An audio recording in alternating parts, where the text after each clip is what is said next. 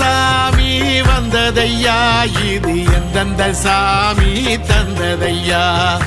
எத்தனை பாட்ட சொன்னதையா, அத சுத்துற பூமி கண்டதையா,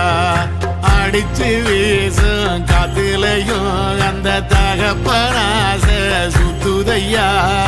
பிடிச்சு பூக்கும் வேதையிலும் ஒரு வம்சத்து கதையே உள்ளதையா,